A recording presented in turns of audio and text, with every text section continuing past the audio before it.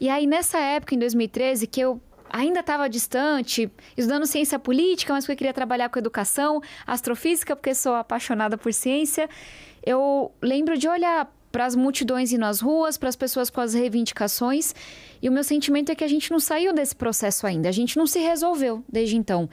E acho que desde lá a gente foi aprendendo que a nova política por si só não é boa. É isso, eu concordo 100%. Então, caracteriza um pouquinho, já te passo. Claro. Quando a senhora fala esse processo, como é que a senhora via aquele processo? Porque a partir de uma experiência pessoal, a época eu era considerado um demônio para certos setores da esquerda, e quando eu vi aquele troço, até alguns amigos diziam, deixa a Dilma que está quebrando a cara. Eu disse, não. Quem está quebrando a cara é a democracia. Uhum. Né? Como é que a senhora via aquele negócio de 2013? Ou como é que a senhora via a distância? Eu posso falar de um lugar muito pessoal, porque, querendo ou não, foi uma das razões para eu ter me candidatado. Eu trabalho com educação desde muito nova mesmo. Começando o ensino médio, eu era bolsista numa escola particular, vendo minha vida ser transformada e aquelas pessoas que eu amo, que cresceram comigo, ficarem no meio do caminho. Literalmente, por conta das drogas, do crime, da violência, ou simplesmente porque tinham que trabalhar e não conseguiam mais estudar. Então, minha trajetória na educação é mais antiga. Meu questionamento do porquê que a educação pública não vai para frente, porquê que a gente é tão desigual, mas eu tinha aquela barreira com a política. E aí vem 2013. E aí a gente vê todo mundo indo pra rua para dizer que tá tudo errado, que a gente tem que trocar, que não aguenta mais. Então, de certa forma, teve como se a sociedade dissesse, não, a gente pode falar de política. Lembrando que eu cresci ouvindo que política não era para mim, que eu não podia falar de política. Em certa medida, a senhora se considera filha de 2013, mas... Não, a gente é filho do contexto histórico, né? Ok. E foi naquele momento de contestação, que para mim foi ali até 2017, 2018, que eu comecei a falar, não, política é sobre mim. Eu posso ter opinião, eu posso me posicionar e entender que aquela minha luta na educação era uma luta política. Eu gostasse ou não disso. E aí foi quando vieram os movimentos de renovação, muita gente nova se filiando a partido político. Quando eu decido me candidatar, vem muito desse lugar de por que não? Foi até o lema da minha campanha. Sendo muito sincera, ninguém achava que eu ia ser eleita. Eu me filiei na véspera, escolhi o partido, quero o Partido da Educação. Não sabia nem quem eram os dirigentes partidários. Fui lá na sede, sem pompa nenhuma, e me filiei. Todo mundo falava, não tem nem 500 votos, sabe? Uma menina. Idealista, trabalha com educação, tem história bonita, mas é uma menina. E aí vem todo esse processo em que eu me elejo, chego no Congresso Nacional e eu tenho uma frase que parece muito com essa que o Reinaldo trouxe. A nova política por si só não é nada, não é nem positiva, nem negativa. Tem gente velha com ideia nova, tem gente nova com ideia velha. E aí eu começo a criar a minha concepção do que é a boa política. O que é essa boa política que, de fato, leva o combate à corrupção a sério e não como um instrumento, que é o que virou ali com a Lava Jato, para você tirar um lado do poder e assumir o poder. O que é essa política que quer debater o país? A gente pode ter respostas diferentes, mas que quer debater educação, saúde, segurança. Então, hoje, aí já um pouquinho mais velha, no meu segundo mandato, hoje como dirigente partidária, como alguém que se vê e que acredita que a gente tem que construir não pessoas, mas projetos de país para o nosso Brasil.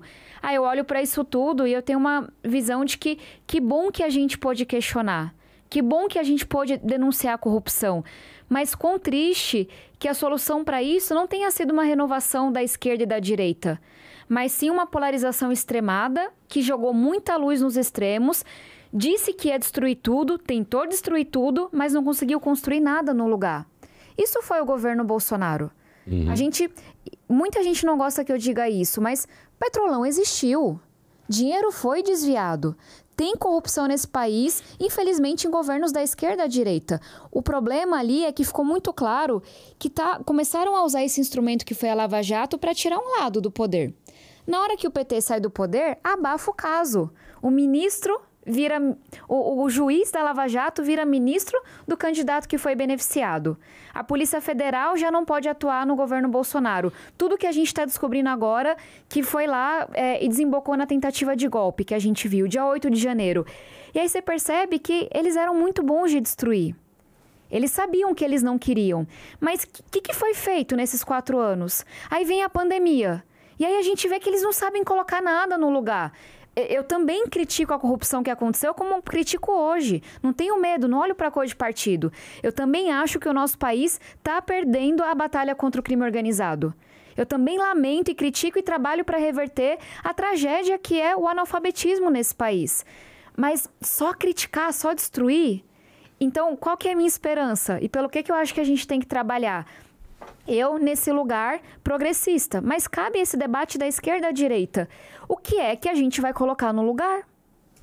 Desde 2013 que a gente concorda, pelo menos na teoria, que a gente não quer corrupção, que a gente não quer ineficiência, que a gente quer que o serviço público seja de qualidade, que a gente quer andar na rua com o celular e não ser roubado. Mas a gente não conseguiu chegar no como. E aí eu acho que essa tá com a gente por enquanto. Muito bom. Acho que é importante a gente, o espectador entender que nós fizemos uma entrevista com a deputada Tabata Amaral antes dela ser candidata a prefeita da maior cidade do país, que é a cidade de São Paulo. Antes de eu entrar nessa loucura que foi a campanha à Prefeitura de São Paulo. Mas assim, o que é importante? Por que eu estou fazendo essa inflexão, ou me referindo a essa inflexão? Basicamente para dizer uma opinião. Você fez uma campanha das mais dignas, das mais articuladas, das mais instruídas sob o ponto de vista de reflexão e sob o ponto de vista de estudo, de projeto. A minha pergunta é a seguinte: é frustrante ter toda essa bagagem, tão jovem quanto você, levar essa bagagem para uma campanha, como você levou, e perceber que, em grande medida, a política está dominada por mensagens delirantes, pela mentira, pelo desapego aos fatos, por mensagens e frases rasas, pela falta completa e absoluta de ética, como nós vimos na campanha para prefeito de São Paulo. Exato. O Pablo Marçal, eu vou me referir a ele, que está inelegível por conta de duas ações nossas. Mas quase Aliás, ele elegeu duas vezes. Mas quase se elegeu. Não se elegeu porque ele exagerou na dose. Você tem razão. Ele exagerou na dose. Se ele não tivesse exagerado na dose, com aquele laudo falso, é capaz de ter sido eleito. Então, a pergunta que eu te faço é a seguinte: você, do alto dessa condição... E o Reinaldo fez uma digressão sobre jovens com ideias velhas. Enfim, você me lembra os políticos da Constituinte. Você me lembra aqueles políticos que eu aprendi a admirar quando eu era garoto. Antes, talvez, de você nascer, certamente. Vamos pular essa parte, talvez. Um pouquinho antes. Um pouquinho antes. Um pouquinho. Enfim, você me lembra esses políticos na qualidade, no amor ao debate de alto nível, digno, do embate de ideias. E não essa coisa que a gente tem visto. Deve ser um sofrimento para você conviver na Câmara com essas coisas que a gente vê todos os dias no jornal, na TV, esse teatro. Essa patifaria, é uma patifaria, não é política aquilo. É frustrante, é muito frustrante, não dá vontade de parar. Não, pelo menos o sentimento que eu carrego nesses momentos não é de frustração, mas é de revolta. É um lugar um pouco diferente. Mas não é uma revolta com o povo também? Não. E eu acho que vale a pena explicar isso. Eu comecei a disputa aqui em São Paulo extremamente desconhecida. Tem um dado que eu me lembro do começo da campanha: 70% da população nunca tinha ouvido meu nome. E eu me chamo Tabata, não é Maria. Então, assim, é um nome que geralmente marca, né? E quando eu olhei para isso, com muita humildade de falar, eu preciso me apresentar. Eu não tô na disputa ainda. E aí, onde que entra a revolta? É de saber que o jogo nunca foi igual. Não é revolta com o povo.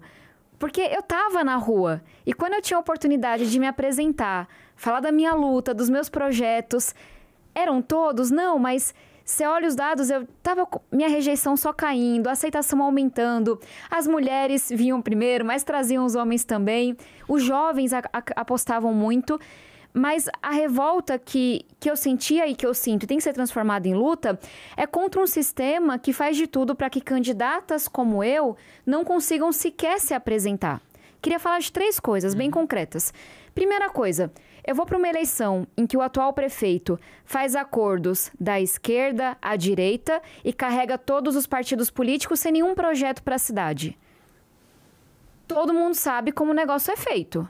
Ele não conseguiu colocar partidos tão diferentes na teoria juntos se não fosse com um bom acordo por trás, seja ele republicano ou não.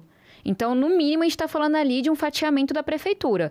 Aí você olha para isso e fala, sim, ele está aí com 6 minutos e meio na TV e eu com 30 segundos para dizer, meu nome é Tabata, acabou o tempo. Beleza. Sim, a barba do Enéas, que você também não lembra. Que eu também não tinha, para chamar a atenção. Então, tem uma coisa assim, quem está no mandato e quem usa de forma incorreta a máquina tem muita mais vantagem. Mas aí tem outra coisa, que é a entrada do crime organizado. Poucas pessoas têm coragem de falar disso. Mas eu sei o que é estar num território que é controlado pelo crime. A gente tinha ali candidatos muito aguerridos, muito sérios. 2 foram eleitos, professor Eliseu, Renata Falzoni, grandes ativistas da educação e da mobilidade, mas concorrendo com candidatos à vereança, especialmente, que estavam sendo financiados pelo crime organizado. Teve candidato a vereador que declarou que gastou o que a gente conseguiu gastar na minha campanha e dos nossos 56 candidatos a vereador. Então, é o dinheiro, é o crime. Teve lugar da cidade que o crime organizado falou, vocês não entram aqui. E a gente acha que é normal isso acontecer na maior cidade do país. Então, não me revolta que as pessoas não tenham conseguido ver as minhas propostas e não tenham conseguido se aprofundar na eleição. Me incomoda o tanto que a máquina, que o dinheiro sujo, que o crime organizado ditam quem pode se apresentar e quem não pode. Quem pode pedir voto e quem não pode. E aí a gente fala aqui de uma outra esfera que o Marçal trouxe, que é quando o crime vai para o ambiente digital. Eu levei muito a sério essa campanha, eu não fiz nenhuma acusação liviana. Toda vez que eu tinha um indício, uma prova de um crime, eu apresentei à justiça. Não é à toa que essas coisas estão sendo julgadas. Mas eu queria falar de um exemplo.